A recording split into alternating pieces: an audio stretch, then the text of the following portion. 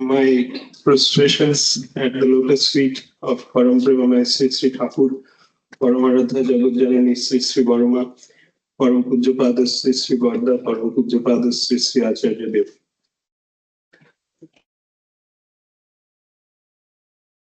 We have assembled here today in this August gathering that discusses the confluence of science and spirituality by the grace of the living embodiment of Sree Sree Thakur, Param Pujyapada Sree Sree Acharya Dev. It is by his grace that we are all today here.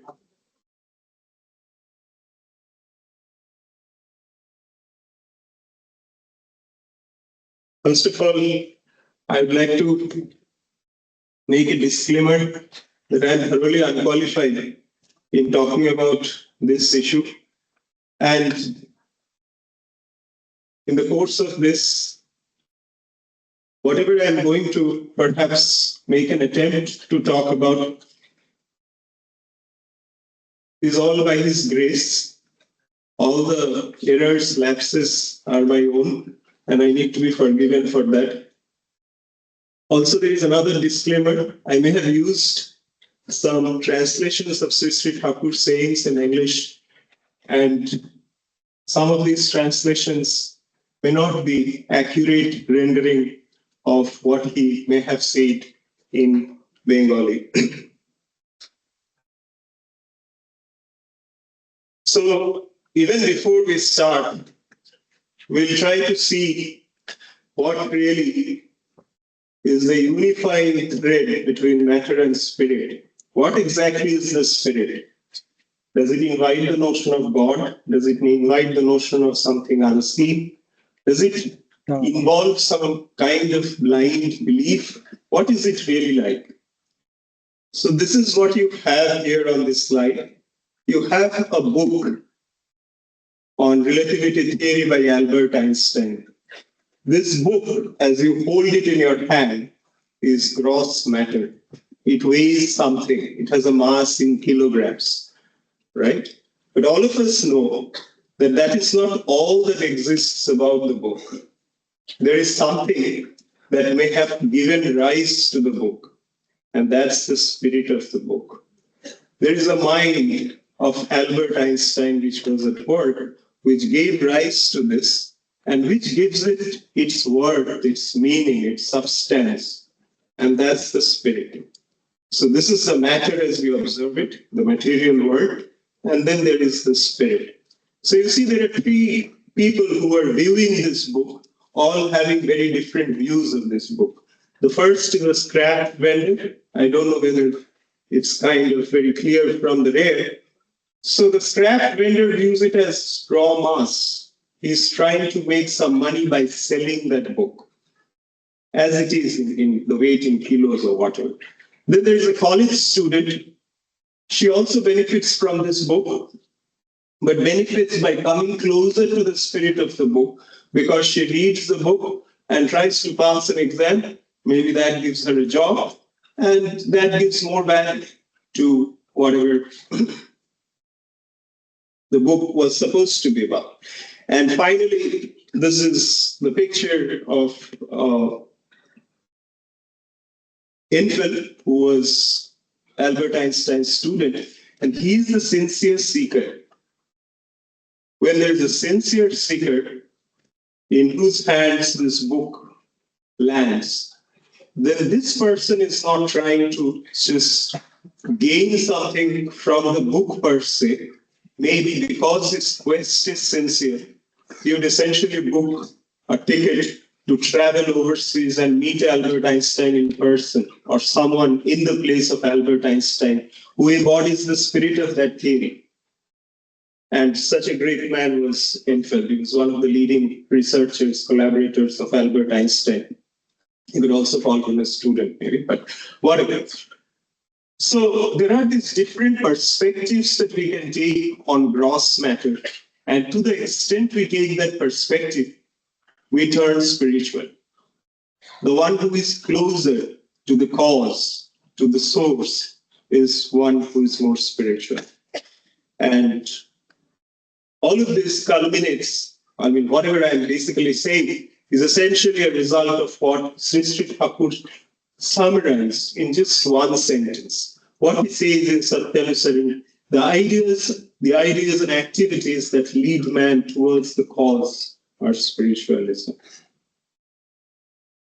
Anything that leads us towards the cause, that constitutes spirituality. When you take that, then you see that science and spirituality are not at odds with each other, because in both science as well as in spirituality, we have this quest towards the cause. There are subtle differences, and we are going to explore that. There are methodological issues and so on and so forth, but both of them are essentially journey towards the cause. And science, in some sense, is very much an integral part of spiritual quest.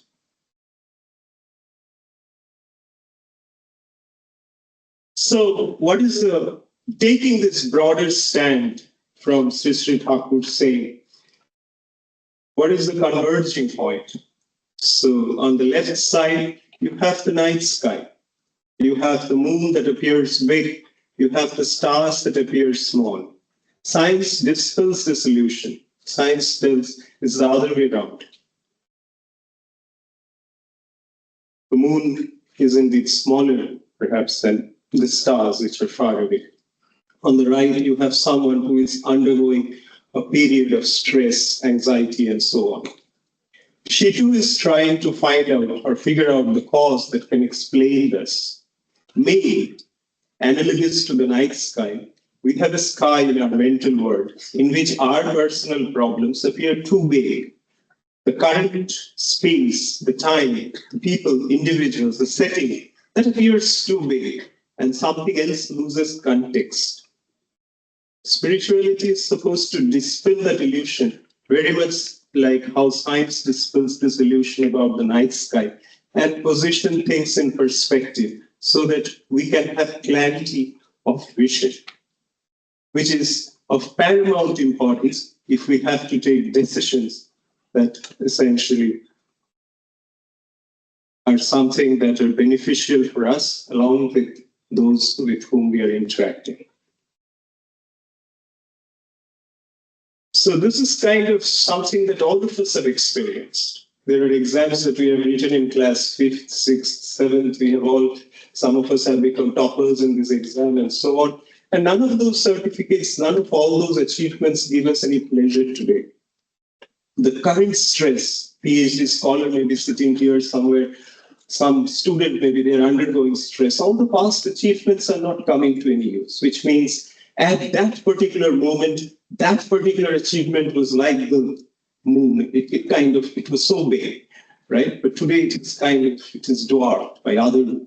So what exactly is the perspective? So the pressure that we are having right now, we need a perspective. We need the right kind of clarity to essentially view it. And that cannot be possible unless we move us closer and closer to the cause, not just things as they appear to be, but things as they truly are. So the advent of Copernicus, for example, in science. So earlier we used to think the Earth is the center of this universe. And then came this heliocentric picture. The sun is at the center, that kind of kept evolving and so on. So there was a change, or there was an evolution of models in science. Right? Theories keep evolving. Similarly, in our personal lives, we started with a theory and say that, oh, my personal priorities, this sense of discomfort, this is at the center, I am at the center, right? And then we move towards the living ideal, and the living ideal provides us the perspective that is needed to explain observation. So why did science essentially move out from the picture where the Earth was at the center to the heliocentric? Because that was a better explanation, and then even that evolved. So we are having some observations in life. We want to come to explanations of these observations that can allow us to make more informed judgments about what we should be doing. And that's precisely where the evolution of the self is also needed. And that's precisely where the concept of living ideal is needed. What exactly should be at the center? And then, just as you have science and then you have engineering that makes use. This is an engineering institute, so we are taking the results of science and we are essentially making use of science to devise artifacts, right? You know thermodynamics, then you can essentially make fridges or AC, for example, work, and so on and so forth. You know, if you know the basics of mechanics, of statics, of whatever dynamics, you can make bridges stand and so on. So this particular understanding of the cause, the penetration into the cause, can give us a way to engineer our inner selves so that we proceed on the path of expansion and enjoy our lives. That's the true goal, right? The end result is, the end goal is that. And as it was kind of mentioned a while ago, this eye of a physician, right? We have hatred, detestation, so on and so forth. But when you look at a physician, right, he takes this perspective, which is of a scientist, right? There is a disease, it needs to be cured. Sree Sree Thakur showed us how to actually do this. Hate the sin, not the sinner. It's an adage, but how to actually implement. This is what he has demonstrated through his life. And this is what Sree Sree Acharya continues to do today as his living embodiment. His presence in flesh and blood is what we have even today. So when there was someone with all of these kind of things, a criminal, an offender, a serial offender, someone who was despised in society, this was looked at as just a disease that needs to be cured. There was nothing like hatred. There was something with all attention, with all love, with all care, what can be done to bring that person out of it. And finally, I have a point here, which is as researchers, we have a sound understanding of the research methodology.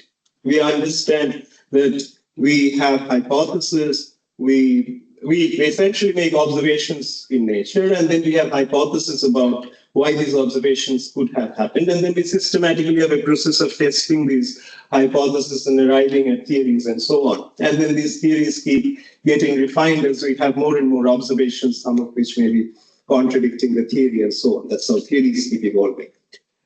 Now, as a researcher, we do that in our labs. We do that when writing research papers. But are we the same person with the same kind of scientific outlook when it comes to our everyday dealings with people? When my wife shouts at me or is kind of not disappointed with me for some reason, do I just shout back at her, or do I say this is an observation? There must be some hypothesis about why this may have happened. Do I give myself time to figure out why this could have happened? So the regulation of an ordinary man, right? This is for the man on the street. This is for something that applies. So science is not exclusively for the lab. It is the same process, which is essentially of going from observation to hypothesis, systematically testing them, figuring them, and trying to find a regressal. Actually, what would actually work? So this is what a medical practitioner would do. He would essentially find out with surgical precision what is the most efficient way to essentially resolve this current problem. And this is the way that Sree Sree Thakur has shown us, that science has to be deeply ingrained in us. It is not something of peripheral interest. And therefore, the life of a scientist has to be normal in all respects, not just in writing technical papers and getting accolades and honors and all of that, right? His family life, his personal life, his social life, everywhere he goes, how that can be normally adjusted.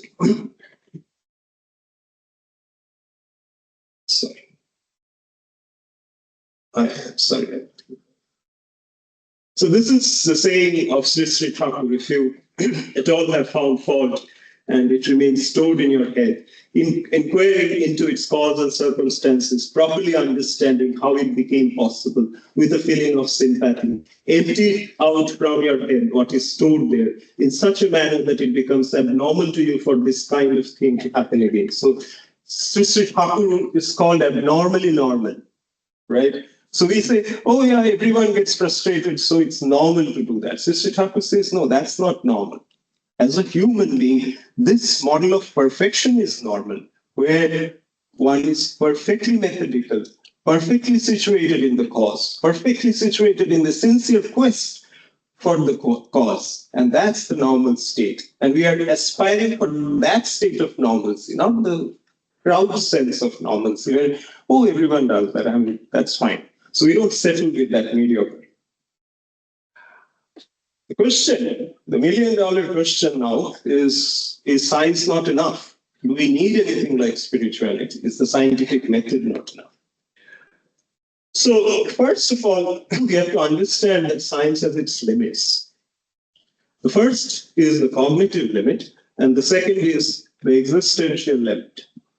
The cognitive limit of science says that theories simply don't have proofs. I know many students get surprised when I say, oh, there are no proofs in physics and so on. They said, we've always been doing proofs in physics, and you say there are no proofs. That's kind of, proofs only exist in mathematics, where you can devise your own axiomatic framework and you kind of pretend to be a demigod, and then within that axiomatic setup, it kind of works, right? It proves properties of system. But when it comes to physics, when it comes to observing nature, right, be it physics, biology, whatever, when you're observing nature, then this is not your creation. Therefore, you can at best say this is a good explanation. This theory is a good explanation, and you can test it against experimental data that you have got, right? And you can say that it kind of, there is some kind of corroboration, and then there is, where it departs from that, you can essentially go and modify your theory to come to a better theory. But at no point in time can you essentially say that your theory is complete, because there is always a chance that you would encounter a new observation, which it kind of fades. And that's how theories keep evolving. I mean, Newton's theories, we saw something about the orbit of Mercury, and then relativity came along, and the revised theories of gravitation and so on came along and so on. So that's the idea. So theories don't have proofs, and there's always this cognitive limit that the second problem, which is even more serious, is the existential limit, right? Which means that there are just certain questions which science is not designed to answer at all, right? So I'm just going to give you some glimpse of this existential limit. This is Peter Medward, who's a very famous British biologist who went on to win the Nobel Prize. So this is what he says: the existence of a limit to science is made clear by the inability to answer childlike elementary questions. How did everything begin? Why are we here for? What is the point of living? The question of meaning is essentially outside science. This is not something that is... So science deals with mechanisms, not with meaning, right? So that is the key idea. And there is a very clear distinction between mechanism and meaning, right? And the distinction between mechanism and meaning comes out very clearly in the work of John Polkinghorne, who was a famous quantum physicist. And he had this very nice example. Why is the water boiling in the kitchen, right? Is some water boiling in the kitchen? Why is the water boiling?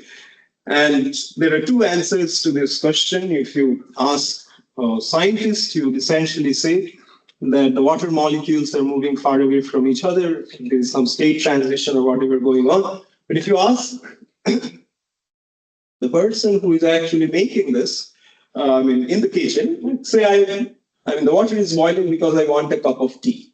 Now, the fact that all of this is happening because a cup of tea has to be made is outside science. Science cannot answer the question of why the tea was made to boil in the first place. Why did the universe start the way it is? Why we have taken this human form? What was the purpose of our existence? These are not the questions. So these are the questions of meaning as opposed to the questions of mechanism, right?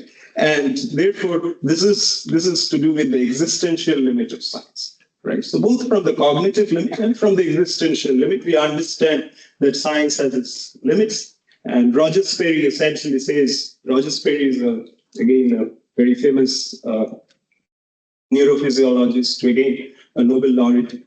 the meaning of the message will not be found in the physics and chemistry of the paper and ink, right? When you write something, the meaning of that is in your head, right? It is not in something that can be observed, dissected, and finally got, right? And a lot of times we're essentially concerned about the problem of meaning. So finally, I also have this slide which says science gives us explanations, not causes, right? So, I mean, many of us have issues with, evolution theory, creationism, and so on. And this is what Charles Darwin had to say. This is his quote. The mystery of the beginning of all things is insoluble by us. I, for one, must be content to remain an agnostic. So he's not commenting on why this has happened. He's providing a plausible explanation of how evolution could have happened. And obviously, when you are talking about mechanism and meaning, there cannot be a contradiction between the two because you are answering two distinct questions there, right? So, I mean, this is as foundational as that, really, right? So, it's a lot of times you're essentially the question about meaning. If you just give the rose that comes from the beloved, right? You don't dissect it and you don't find the meaning exists outside it, right? It is conveying some expression. And anyway, I think dwelled too much on that. Now there is a methodological problem, which is there because science has to somehow express its findings in language. And then there are the limits of logic. So this is Kurt Gödel, who was very instrumental, right? One of the big figures in mathematics in the last century, who showed that formal systems or logical systems have their incompleteness, right? So I obviously can't do justice to Kurt Gödel's stuff here, but if you see this particular sentence, this sentence is false, you can see that the sentence is trying to talk about truth or falsity of itself. And when a system kind of folds back on itself, then it lands up in kind of issue. So, I mean, more accurately, I think, or more precisely, if you have a formal system, it cannot simultaneously be consistent as well as complete, which means that if the formal system tries to make assertions about its own properties, then you tend to kind of land up in issues like that. Here the sentence is trying to assert the truth or falsity of itself. So, I mean, Hilbert was a big figure in mathematics, thought that everything that was true in mathematics would be formalized, and Kurt Gödel happened to kind of come up with these brilliant incompleteness results, which showed that logic essentially is fundamentally incomplete. And stretching it forward, we have the limits of language, which means that it's not just about logic, but all language is incomplete, right? So if we are essentially to arrive at truth, language may not be the best way to essentially capture the world of experiences or deep experience. I mean, even if you have Rasgullas, I mean, if you have to convey the taste of Rasgulla, you can't just use language. You need to feed someone Rasgulla. So that's the commonplace example. But if you actually are not so, I mean, for Rasgullas, I can still describe, and if you're kind of not very convinced with that answer, then there is a formal proof by this philosopher of language, Ludwig Wittgenstein, arguably one of the biggest philosophers of language. And he essentially showed that language can never be ever self-contained, which means that if you have a symbol and if it refers to a certain object, for example, the word apple and the object apple, then the association of that is not contained in that language. You require a second language to capture that. But the second language suffers from the same problem, that the signifier and signified, we call them. The association is not captured in that, and you need a third language to capture this association, and so on and so forth. This goes on in an infinite recurse. So this is what he showed, and this is kind of a two-line summary of a proof. But he showed formally that you could kind of extend the arguments of logic to language and show that language is actually can never be self-contained, right? And that's precisely the problem, right? When we actually talk about science and spirituality, when we have doubts in our mind, we are always using language to express our conflicts, our thought processes. And the resolution of this happens in the world of experiences, not in language. So here are two small children. These are, just imagine two children, age 4 or something like that, and they're talking about this movie Titanic. One of them says that the Titanic is romantic, the other says it's tragic, and they're fighting over it. Now, both of them have actually heard about romance or tragic. Both of them have heard from their parents. The parents say Titanic is tragic or romantic. These are not in their world of experiences. They have not yet experienced either tragedy or romance. But when they grow up, they find that both of them could simultaneously be true. Titanic could be tragic as well as romantic, and that contention is resolved. So when we talk about religion, when we talk about spirituality, when we talk about all of these different things, we are essentially using language. And as one progresses on the path of spiritual elevation, perhaps in the world of experiences, that can get resolved. At least we need to be open about that possibility. So this is the limit of language, which is that the finger pointing to the moon is, you see that. So words are essentially like the finger. They're pointing to the moon, but you don't look at the finger. You look at what it's pointing to, right? So words are only vehicles to convey some deep experiences, but it's in the deep experience that this lies. So we have seen that science has its limits.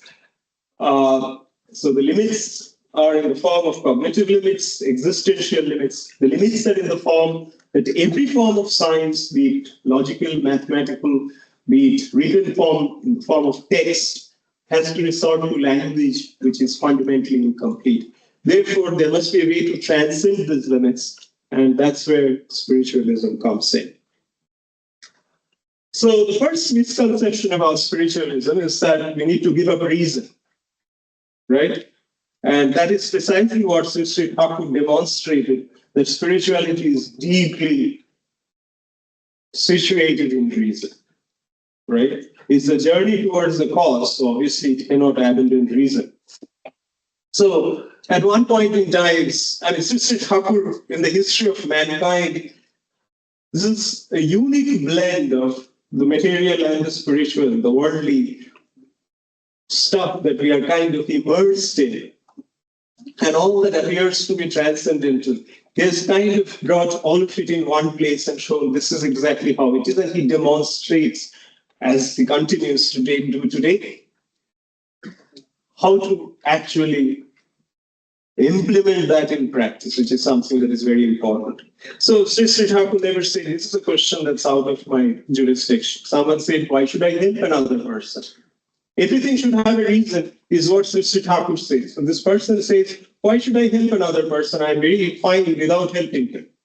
So this is the example that Sree Sree Thakur says, that there is a mosquito that comes and sits on your forehead. You have the hand that goes and drives away the mosquito. The hand asks the forehead, I have done this for you. What have you given me in return? The forehead doesn't have an answer. The next time the mosquito comes, the hand again goes, and the same thing continues. So this is irrational at the surface, right? For the hand to go when there is no return from the forehead. But when the hand comes to the realization that the forehead is an integral part of the system to which it belongs, there is no separate existence of the hand without the forehead, then this becomes rational. Which means that there are these bounds that humans can draw around them that define what they can think of as rational. And all the debates, all of this is perhaps happening around there. And once there is expansion, once these narrow confines that are drawn around the self are shattered, then what appeared to be irrational suddenly becomes rational. So it is where you draw the bounds of the system. So I'm just expanding a little bit in my own ways. from Sree Sree Thakur's response to that question. So all of this is this process of expansion. As one expands, one gets to see in the world of experiences how things are. And this is also truly the mechanism of scientific discovery. We think that scientific discovery is about, I need to write a paper, a promotion is needed, or something very immediate, there is a deadline, something has to be done. So this is almost like, forcing nature to give us something for our own ends, right? The true seeker would be like a lover, right? If you see the best works of science, the people whom we admire, they're in deep love with nature, absolutely deep love with nature. When we are in deep love with even an individual, the individual automatically reveals his or her secrets to us. So when someone is in such a deep love with nature, then nature unfolds her secrets to him or her. And that is the true mechanism of research. Sree Sree Thakur talked about how the benzene ring was discovered by Kekulé, for example. And there are plenty of other examples where nature unfolds. So it is this deep association that needs to be formed, this love. It is really the sincerity of the quest that matters, nothing else. And this is the first and foremost thing. How deep? Obviously, we are looking for answers, but how seriously? Is it just a coffee chat discussion? Is it just like something? Or is it something that's kind of holding me from having my, it's enjoying the next moment? I just can't move forward without that. It's keeping me awake at night. So the other thing, so everything has an answer provided the sincere quest is there. And I don't know about the time issue, but I have a few slides. I think we can, if we're running short of time, I can take a little bit of time from the question session. So the second misconception is about faith and the fact that doing science doesn't require faith, and spirituality involves faith, and so on and so forth.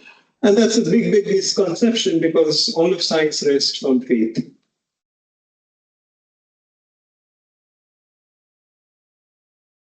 Okay. So this is what Max Planck essentially says, that presuppositions of uniformity, intelligibility, rationality, right? The world is uniform, that it is amenable to mathematical reasoning, that it is understandable. All of these are things we rest on. If you actually just draw even, all of the things that we do are based on decision making, and we are only having exposure to very little data. So that is all the fact that we have. Anything that we do requires us to have a leap of faith. Sometimes that's called bias. So all of us are biased in some sense. We have to be biased. And people who are sitting over here, I can't imagine any of us, at least here too. So we are biased towards our family members. Some earthquake in Nepal doesn't affect us as much as something that immediately happens to our family members. So we are biased in all our ways. And the goal and perception never becomes clear unless we overcome bias. So we have a choice of attaching to many different sources of attachments which keep us biased, or that single source of attachment which gives us the uncolored or unbiased view of things. Because that source of attachment essentially is someone who fulfills each and every one in accordance with their distinctive traits. And that's the quest towards the living ideal. So, and in terms of faith, Sree Thakur says that such a faith can never be blind, because if there is, for there to be a conflict, you require two distinct entities. But such kind of faith is based on love that essentially doesn't know its boundaries. So when there are no two distinct things, when there is no I and not I, then how can there be a conflict? So this is something that I can leave for you to actually read. But that's exactly how Sree Sree Thakur drives home the question. So all of it is in the realm of experiences. And the beautiful thing is, none of the incompleteness results that we thought about, I mean, we talked about in science, applies to the realm of experiences. There is nothing that says in the world of experiences you cannot have completeness, right? And that's precisely where spirituality fits in.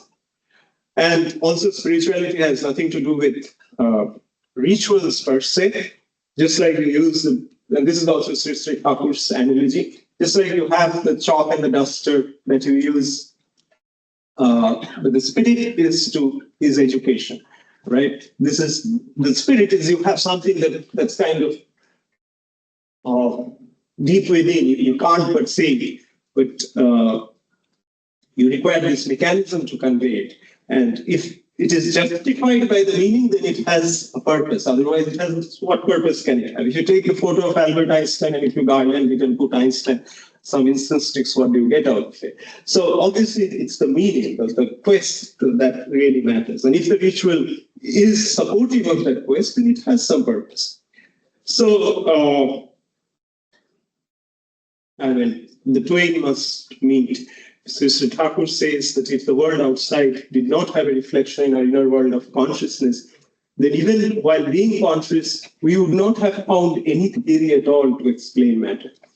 So I don't have time, and I'm sorry for not keeping track of time, but these are the two big questions that we have to answer, which is what to do and what not to do. This is not something that we get from science. This is only something that spirituality can provide us.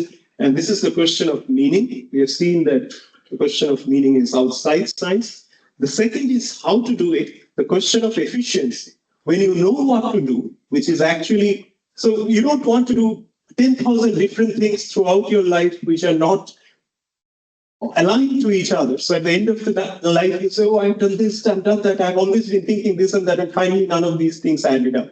Right, all of these people called me, sir, all of this happened, I put so much of effort in my family, this, that, and still I'm frustrated. That's not what we want to do. So it has to be meaningful.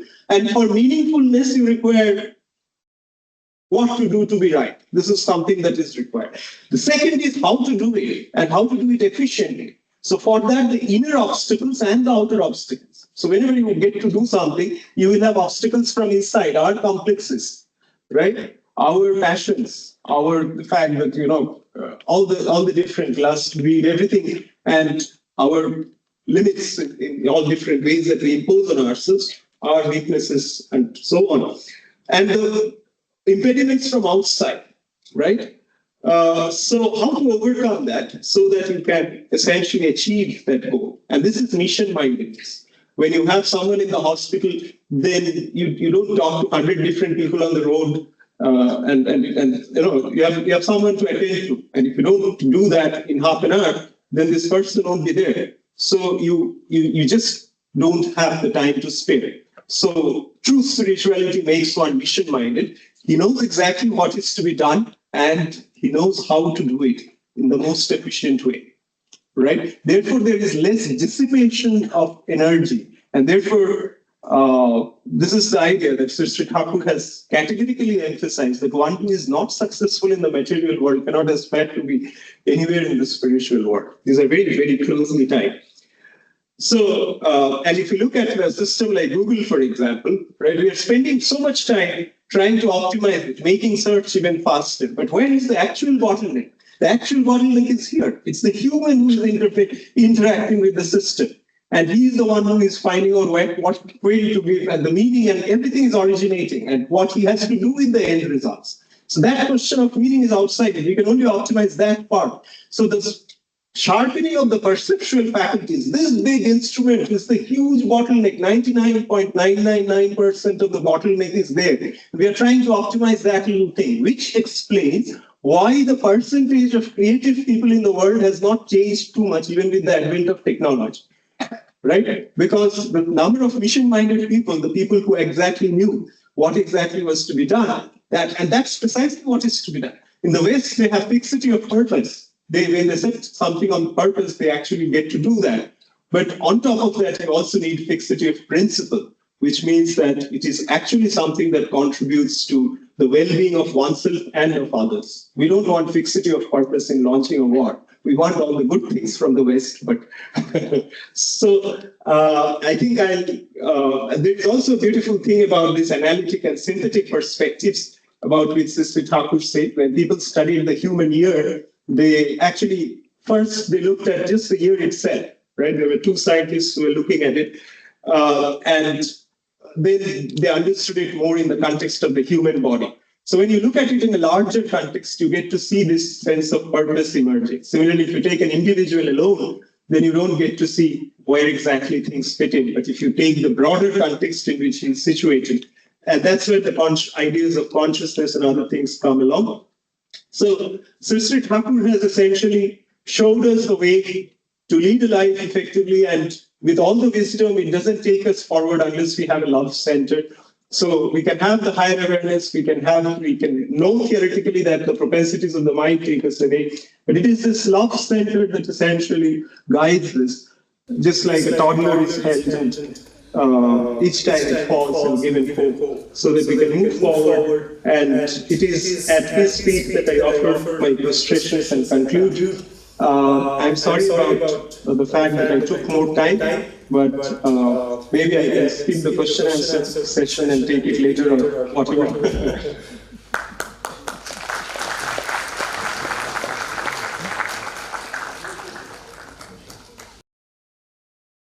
Thank you, Professor Chakraborti.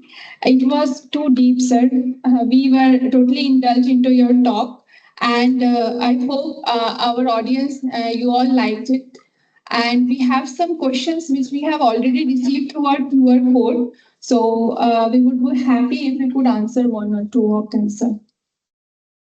In between, if any of the students or audience have any question, they may be ready with their question so that they can ask after the question is over.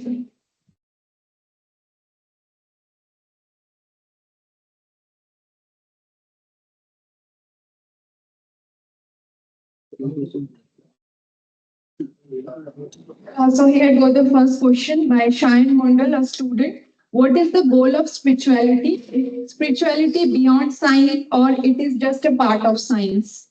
I hope this has been answered. Is Shayan there? Shayan, are you around? Next question, please.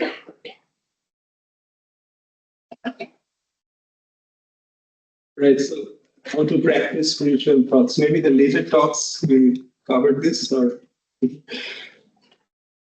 should I spend? So yeah, I mean, whether you're a student or practicing researcher, right? So, I mean, I think we talked about this thing that so that there is this world in which you're situated, and there's a certain amount of stress. There are things happening around you, and your mind is getting affected by it. So there is a higher awareness, which is there in each of us. And Sree Sree Thakur has not talked about some god of the skies or something. He has talked about awakening the mastery that is already within oneself, right? He has talked about listening to the conscience, right, as opposed to listening to the mind, my understanding. So the mind has its own propensities. It has its nature to get attached to different things, right? So that's how us to being all these things. When I have a nice YouTube video, I would rather watch it than actually focus on something that I should be doing. And that's the propensity of the mind. So the mind has multiple sources of attachments, and deep within there is this voice of conscience, there is higher awareness.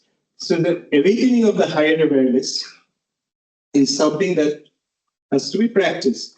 And for practicing that, one requires a sense of meaning or purpose. And that meaning or purpose, when it is derived from the living ideal, then it becomes sustainable. One can do that by force, right? So by deliberate pressure, we can do that, all right? But that doesn't sustain. If you go to the new year, this is an example that from our Acharya there. If you go to a new year, you find a lot of subscription for the gym, and that lasts for, the gym people have some offers and all. For 10 days, you have that. right? After that, the thing dies down. Many people make New Year resolutions. We'll do this, we'll do that. So by force, by telling oneself, no, I'll not do this, I'll not do this, by working against the mind, we can go to a certain extent, but we soon lose our vitalities, right? It cannot be sustained. So what can actually sustain this process? The attachment to someone higher, a superior beloved, which gives meaning and purpose to the activity. So you don't do something different, you do things differently with a different goal. So everything, all the activities, not just for students, but everyone who is been in families, whatever is being done is done for the gratification of him. And it is done in a way that is befitting for him. So then everything has love that essentially drives, that supreme love drives it. So you need, otherwise we would not be forgiving ourselves and we will be unnecessarily penalizing ourselves each time we fall from that. And that becomes an incessant struggle. And that's precisely why a living ideal is required in life, right? So that voice of conscience is there in each and every one. It's about keeping the voice of conscience awake through attachment to the living ideal. By following exactly what is being said, not by listening to something like this and all that, right? Whatever commandments come from the living ideal, to actually do that paves way for the inner expansion so that this becomes a normal disciplining rather than formal disciplining, right? A normal process of expansion. Because that's where our beings experience delight, right? Our mind sometimes likes confinement, but our true beings, our essential nature of ourself is to expand. Everyone likes to expand. Someone who is a very good cook enjoys when everyone praises the cooking. Someone is a very good singer. So our joy is not in taking from the world, our joy is in giving to the world. In this expansion is our joy. There are these passionate complexes of the mind which hold us back from expressing ourselves. And when we give vent to that, then we start enjoying life. And because the living ideal fulfills everyone in accordance with the distinctive characteristics, he gives fullest expression to the capacities of an individual. And that's precisely where an ideal is needed. Okay, so excuse me, sir. Do we have any question from the audience?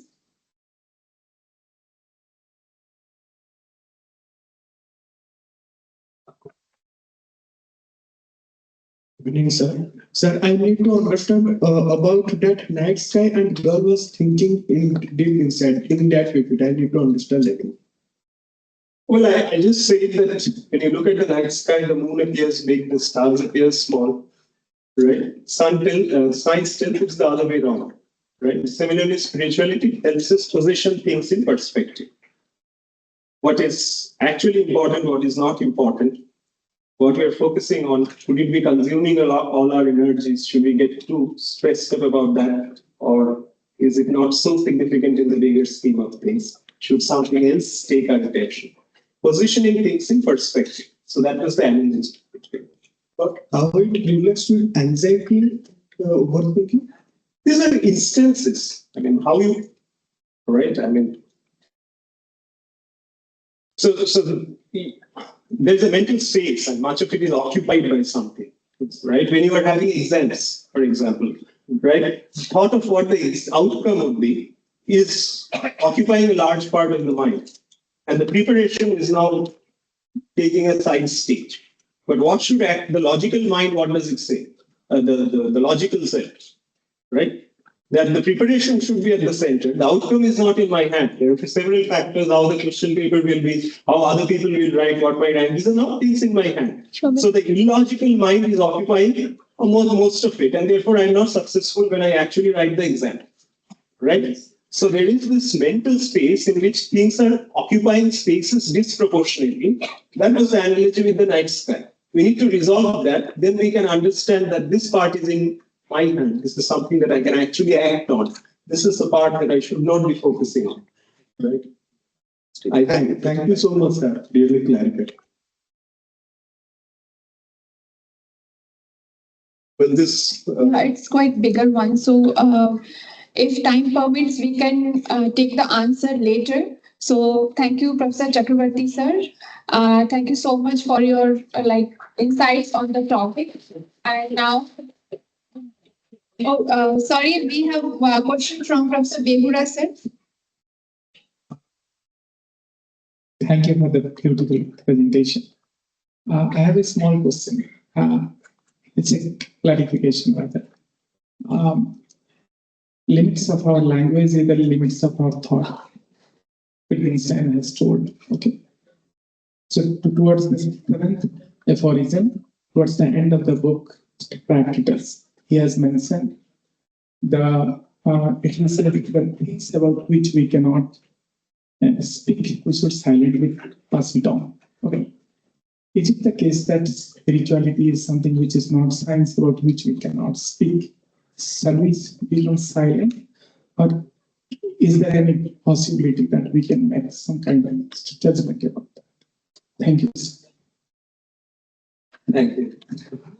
A very beautiful question. It's about whether spirituality leads us to silence at the end. That's taken from Wittgenstein's thing. So yeah, at the very end of this expansive process, I don't know what that is like. I have really been talking about all of this without doing anything really. But one can kind of see that at the end of all of this expansion, there are no two distinct entities, right? There is a feeling of oneness.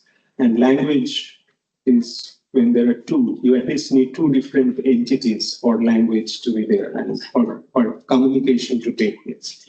So if ultimately you have come to a point of experiencing something, and then you really do not use language, because language was not devised for that in the first place. It has some languages for the marketplace things in this sentence. So at one point, I think that Sree Sree Thakur's slide that that finally it leads us to the state where one can essentially that one has to go through this progression, I think, before one gets there. So I can't comment any further, but that was a very good. Yeah. Thank you so much, sir. Thank you for the talk.